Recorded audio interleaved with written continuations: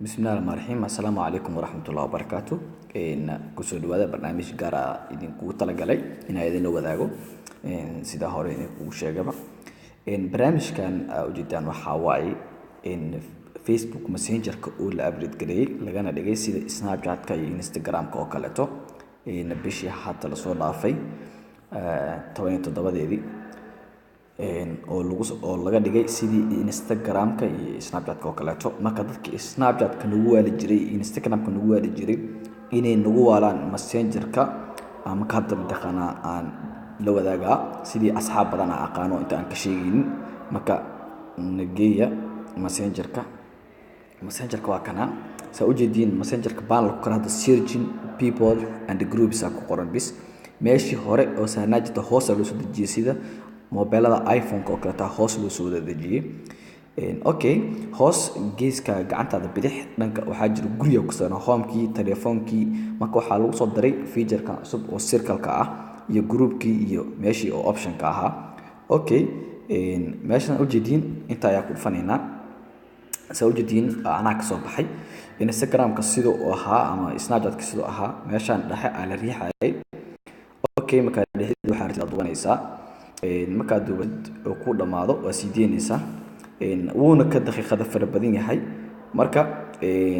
falaartan geeskan ku dhufanaynaa sababtoo ah videoga oo hadlaayo kala videoga lama daawan karo sa ujeedin meeshan sidii Snapchat-ka oo kale ama Instagram-ka oo kale dadkii asxaabtii friends-ka inta mataqaana ku tixan marka selection-ka saaraysa oo wada diraysa wuxuuna ku soo koraa sidii Instagram-ka oo kale geeska Messenger-ka marka soo gasho ka video soo geliso kale meesha laga arkaa waana ina mobile-kaaga ama ha yaraada ama ha weynaado niclaan wata iyo ma jirto mobile walbo Messenger laga galo laga isticmaali karaa marka waa ina horta mobile-kaaga update gareysa aan ku tuso mobile-kaaga waa ina mataqaana update gareysaayo version-kan hadda aan isticmaalayo oo kale version-ka application gala application waxaan si galaa application manager oo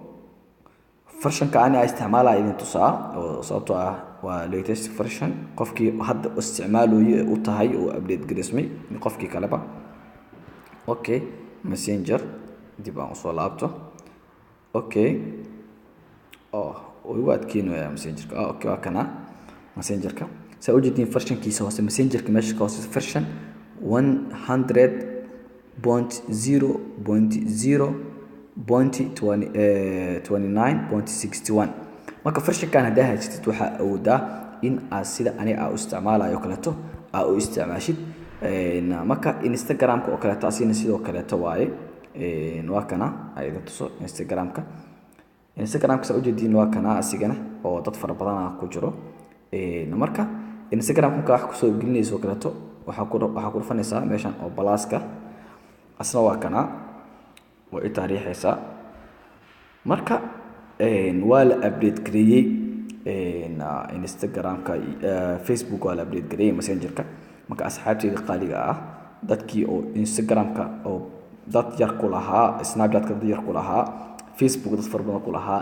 dadka hawaalan abti hala soo waala dadka waxaan idin leeyahay ka faa'iideyso wacan waa saaxiibkiina Cabdiraxmaan Maxamed Xasan oo idin leh